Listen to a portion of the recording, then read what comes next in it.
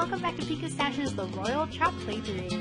So, what happened last time was, I climbed into someone's bedroom. Yeah, fun times. Don't want to talk about the rest of that. Okay. Your parentage is unknown to you, not necessarily to others. So what? For my royal father to react so swiftly with lies and misdirection, even threatening a foreign prince and his entourage. He's protecting you as if you were his own daughter.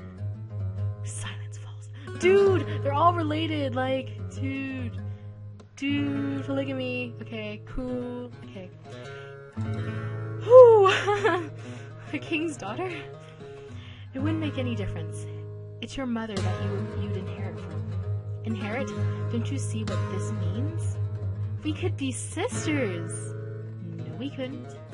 Even if we shared blood. And that's even if. It would make you kin to me. As it stands, there's no reason to believe that it's true. Be a certain degree of sense rather than raising some nameless orphan from the streets. The king would be acting to preserve his own blood. If the mother were common, anything more than a high servant's position for the child would be inappropriate. And of course, he would not wish to see her executed, so he would act to protect her at my expense.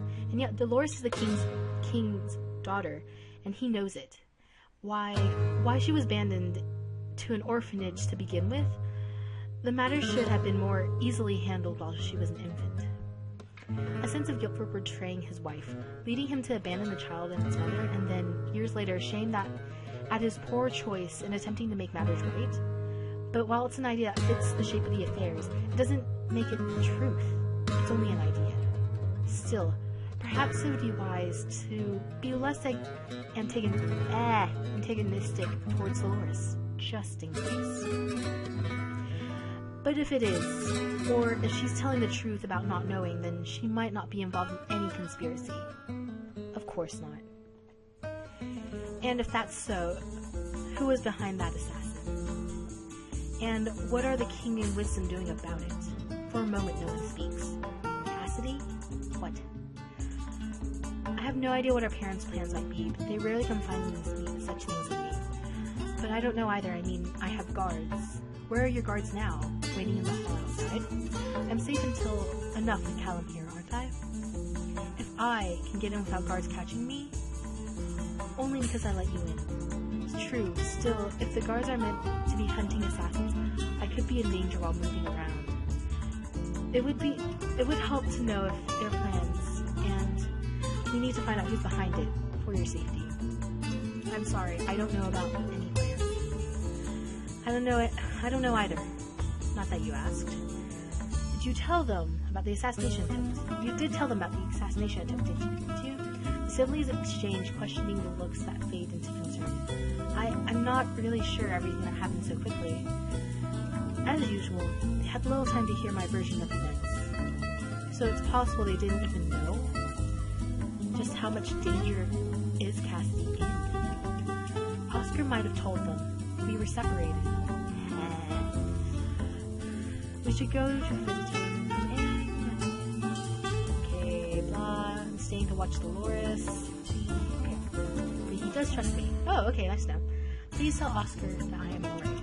I will. With that said, the prince and princess slip away, leaving me alone with Dolores. She stares at me, waiting to see what I'll do. I don't know what to say.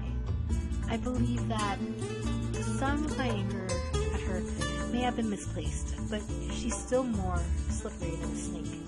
I wonder how well Callum can sleep in bed with her lurking nearby.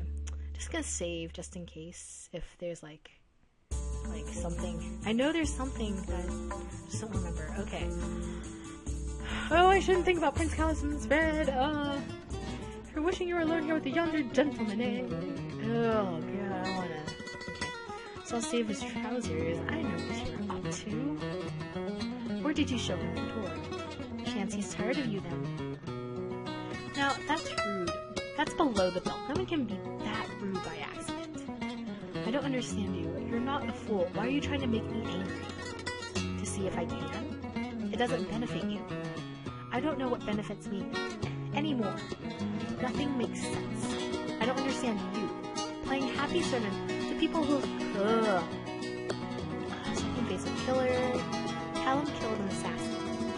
had to take a life in order to save someone else, I hope I wouldn't hesitate. As for the rest.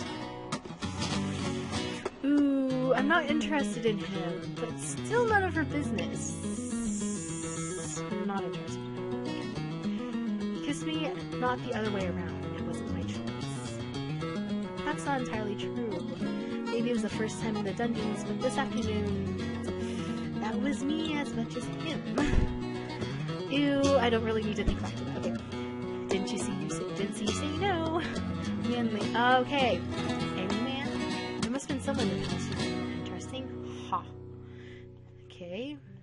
Lonely? Because she's a lot smarter than you are, Lady Nosy.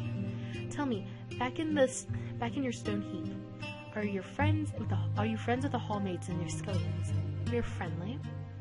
Not what I asked. Okay. Close friends. Okay, this is like a friendship talk. What is this? Yu-Gi-Oh! And this is Taya? Okay, not cool. Not to mention that most of them keep their distance if you tried. Never did no good for the common folk to get caught in your skirts the mighty. As a page, you held the same rank as many noble children. They start as lower servants. For the nuns, ask any boot boy if he's equal to a page, who will one day be a knight. They'll all know. And ask any lord's daughter if she's equal to a street cur who just happened to be named a page. So you're too high-ranking for the lower sort, and too common for the others. I'm promoted to the service of a man who'd like to strangle me in my sleep. I kind of feel sorry for her. Does anyone else? Okay, tell me again how grateful I should be. I suppose you'll be happier with your own kind. What kind? There's no one in all the world like me. You could be King Pedrick's daughter, and Cassie could be your friend, even if you won't call her sister. Now that I'm high enough for her to notice, I think she'd be happy to have any friend at all. She's led a lonely life. More fool her then. What do you want then? What would make you happy? To be my own mistress. To live my own life. Nobody tell me what to do. Nobody expecting how I should behave. No one's life is free of expectations, not peasants and not kings, because people are fools. A proper life leads to a proper grave. All your roles and customs mean nothing when you're dead. Are you happy, Lady Slave? Do you enjoy being a pawn?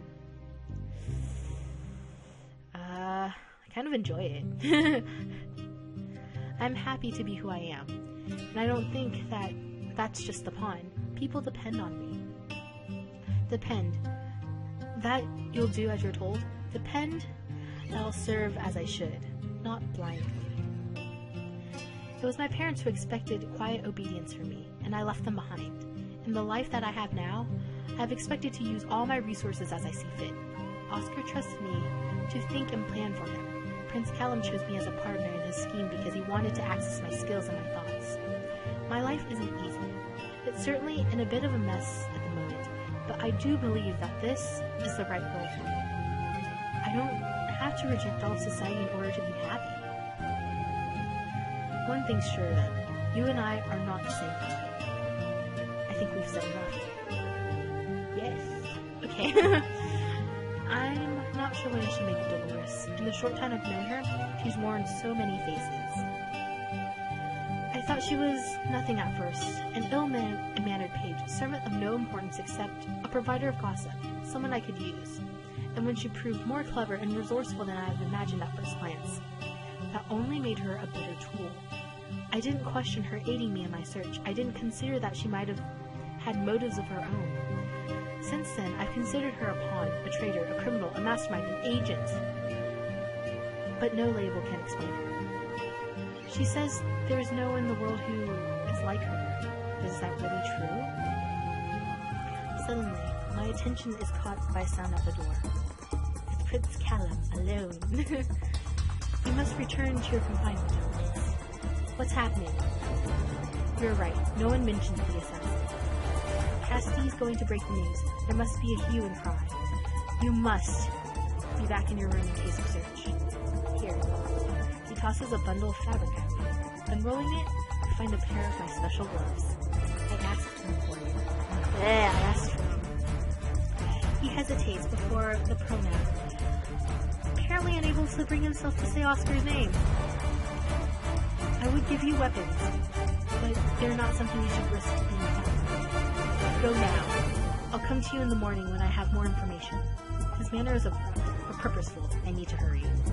Good night to you then. Wait, one more thing. No, don't do it. Demur. I step away from him. This isn't the time. Here. He hands me a folded bit of paper. Don't look at it. I don't want to talk about it. Just go. Not another secret confession. Sometimes you wonder I have to leave. Oh gosh, no. When I return to my prison, I find the cold remains of my evening meal. Not terribly appetizing, but I could use more energy after all my climbing around. Also, eating slowly is a way to relax and remain calm. Only after I am certain that my mind is in balance do I unfold the paper missive from my pouch and unfold it. Remove the paper, okay. It is not a message from Callum, it is a message from Oscar. Dear Maddie, thank goodness you're out of the dungeons. I hated leaving you there. I'm so sorry that I haven't been able to visit. My quarters have been underground, for my own protection. I've been quick because so many things have been happening right now, but please come and see me tomorrow afternoon if you can. You know the way. I need to speak with you in private. I am sure I can trust Prince Callum to deliver this message without reading its contents, or letting it fall into the wrong hands. I am also sending some of your gloves.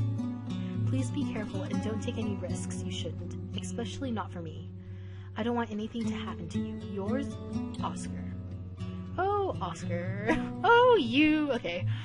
What did the two of you say to each other? It's perfectly obvious Oscar expected Callum to read his note and be irritated by what he saw. From Callum's reactions earlier, he probably did. I don't think he'd be that displeased simply from having to carry Oscar's messages. There's no reason for the two of them to be at odds. They are working together to protect Princess Cassidy and unravel the current situation. Maybe Callum didn't do a good enough job to explain that. So it seems that Oscar is, like myself, a partial prisoner in comfort of his own rooms. It shouldn't be difficult for me to reach him there, once I'm sure it's safe to move about. But what is it that he thinks he needs to talk to me about? Does he need my advice about something personal? Perhaps something is blossoming between Oscar and Cassidy? I carefully hide the note, in case the guards decide to search these rooms, and prepare myself for the night. All other questions will have to wait until tomorrow. Okay, let's see. In a prison, even a comfortable one, any day is too much like every other day. I pace the rooms, memorizing their dimensions. I eat my morning meal when it arrives. I perform exercises, stretching and flexing to keep my body prepared for action. I wash myself clean. I wait. At last, I hear someone at the door. Oh, why are you always here? Okay, here you are. I was beginning to wonder. I have been kept quite busy. Have the guards spoken to you? No. Should they? Should? No. But with the things as they are, it is impossible to trust anyone at their word. Even my esteemed parents. Especially them. So, what's happening? In his favor, Father was appropriately dismayed to discover that he had overlooked a very real threat. He especially concerned that the assassin was one of our own guardsmen. He fears that a rebel faction may have intentionally infiltrated the palace staff. It complicates matters significantly when those you rely on to defend your heir and investigate threats may very well be threats you need to investigate. Worse, treading too heavily among soldiers may create problems where there were none. So guys, I'll just leave it here because I'm almost out of time, 15 minutes.